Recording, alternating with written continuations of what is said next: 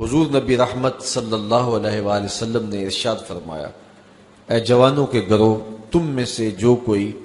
نکاح کرنے کی استطاعت رکھتا ہے وہ دیر نہ کرے، بہت جلد نکاح کر لے، یہ نظر کا اور پارسائی کا محافظ ہے۔ اور اگر تم میں سے کسی کو نکاح کرنے کی فی الحال توفیق نہیں ہے، اس کی استطاعت مالیہ میسر نہیں ہے، تو پھر وہ کثرت کے ساتھ روزے رکھے، کیونکہ روزے نفسانی خواہشات کو توڑتے ہیں، آرزوؤں کو ختم کرتے ہیں۔ تو بھوک جو ہے وہ خواہشات نفسانیہ کے ختم کرنے کا ایک مؤثر ذریعہ ہے۔ تو ہمیں صبح سے لے کر شام تک بھوک اور پیاس گوارا کروائی جاتی ہے، یہ مشق کروائی جاتی ہے تاکہ ہمارا نفس کمزور ہو۔ دوسری بات، نفس کی کمزوری کا سبب ہماری گفتگو کا کم ہونا ہے اور خاموشی ہے، چونکہ ہمارے جتنے بھی گناہ ہیں ان میں سب سے زیادہ گناہ ہماری زبان کرتی ہے۔ ہمارے پاؤں بھی گناہ کرتے ہیں، برائی کی جگہ پہ چل کے جاتے ہیں، ہمارے ہاتھ بھی گناہ کر لیتے ہیں، کسی پہ ظلم جبر کرتے ہیں، ہمارے کان بھی گناہ کرتے ہیں کہ نغمے اور گیت سن لیتے ہیں، ہماری آنکھیں بھی گناہ کرتی ہیں کہ غیر محرم کو شہوات سے دیکھ لیتی ہیں، ہمارا دماغ اور سوچیں بھی بدکاری کر لیتی ہیں، ہمارے خیال بھی ناپاکیزہ ہو جاتے ہیں۔ لیکن سب سے زیادہ گناہ ہمارے بدن میں ہمارے جسم کا جو حصہ کرتا ہے وہ ہماری زبان ہے۔ ہاتھوں کے گناہ بھی محدود ہیں،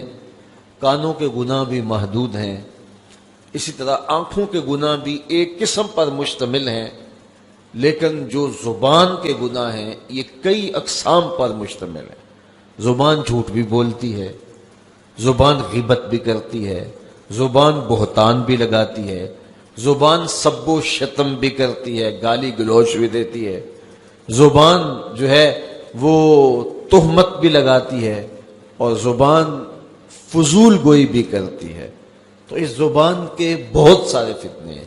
اس لیے اس زبان کو 32 دانتوں میں جکڑ کے رکھا گیا ہے، لیکن اس کے باوجود یہ بے قابو ہو جاتی ہے۔ ایک روایت میں آتا ہے جب صبح طلوع ہوتی ہے تو پورے اعضائے بدنیاں زبان کے آگے ہاتھ جوڑتے ہیں اور اس کو کہتے ہیں کہ تو جو ہے وہ خاموش رہنا، تیری وجہ سے پورا بدن فتنے کا شکار ہوتا ہے۔ تو زبان کے گناہ سب سے زیادہ ہے، اسی لیے میرے اور آپ کے آقا و مولا نے ارشاد فرمایا، تم جو دو جبڑوں کے درمیان یعنی تمہاری زبان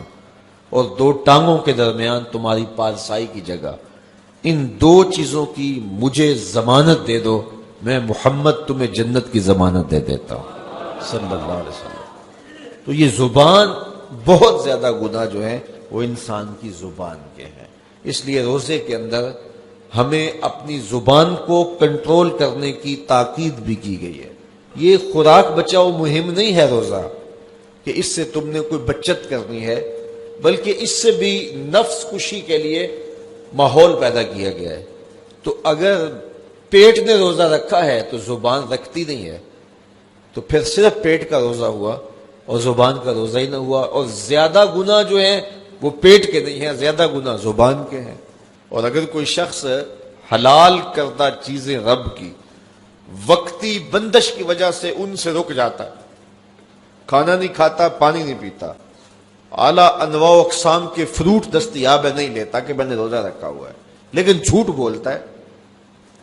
غیبت کرتا ہے، بہتان تراشی کا بازار گرم ہے، نظریں بدکاری کر رہے ہیں، خیال بھٹک رہے ہیں، سوچے آوارہ ہیں، تو جن سے رمضان المبارک کے علاوہ بھی روکا گیا تھا تو ان سے وہ نہیں روکتا،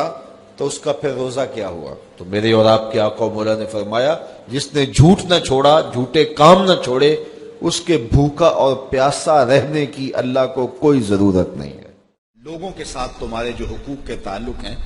ان کا خیال رکھو، اور یہ والدین سے شروع ہو کر کے ہمسایوں تک، اور یہ اپنے اعزاء و اقرباء سے شروع ہو کر کے جو ہیں وہ ہر انسان تک مختلف لوگوں کے حقوق ہیں جو ہمارے ذمہ ہیں، اور ہمیں ان حقوق کو ادا کرنے کی کوشش کرنی چاہیے۔ انسان کے جو ہے وہ اخلاقیات کا اور حقوق کی ادائیگی کے حوالے سے پتہ چلتا ہے کہ وہ اپنی بیوی کے ساتھ اس کا حسن سلوک کیا ہے۔ اولاد کے حقوق بھی سارے پورا کرتے ہیں، مشکل کاٹ کر کے اولاد کے حقوق ماں باپ پورا کرتے ہیں۔ اس طرح جو ہے وہ اولاد ماں باپ کے حقوق پورا کرنے کے لیے بھی سرگرم ہوتی ہے، چند جو ہے وہ لوگوں کے علاوہ۔ لیکن بہت ساری ہماری کوتاہی جو ہے وہ بیوی کے حقوق کی ادائیگی کے حوالے سے ہے۔ میرے اور آپ کے آقا و مولا نے ارشاد فرمایا، تم میں سے بہتر وہ ہے جو اپنی بیوی کے ساتھ بہتر ہے، اور میں تم میں سب سے زیادہ اپنی بیوی کے ساتھ بہتر ہوں۔ اور ازواج مطہرات کے ساتھ حضور کا جو حسن سلوک تھا وہ کائنات میں کسی سے پوشیدہ نہیں۔ جب وصال ہوا حضور کا تو حضور کے نکاح میں 9 ازواج تھی، اور 9 میں سے کسی ایک کو بھی رسول اللہ پر شکایت نہیں تھی۔ اور دوسری جانب بیویوں کا شوہر کے ساتھ رویہ، یہ بھی ایک بہت اہم موضوع ہے اور بڑا حساس موضوع ہے۔ حضور علیہ الصلوۃ والسلام کی ازواج مطہرات کی زندگیاں ملاحظہ کی جا سکتی ہیں، اور پھر ان کا حضور علیہ الصلوۃ والسلام کے ساتھ جو رویہ تھا وہ کتنا دل آویز اور کتنا خوبصورت تھا۔ گھر میں رہتے ہوئے شکر رنجی کا ہو جانا یہ کوئی بڑی بات نہیں ہے، لیکن اس میں اگر کوئی ایسا معاملہ ہو جائے تو بیوی کا رویہ شوہر کے ساتھ کتنا دل آویز ہونا چاہیے۔ صرف ایک روایت سن لیجئے جو ام المومنین سیدہ عائشہ رضی اللہ تعالی عنہا سے مروی ہے۔ حضور نے فرمایا، عائشہ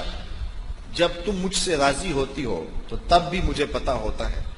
اور جب تم مجھ سے ناراض ہوتی ہو تو تب بھی مجھے خبر ہوتی ہے۔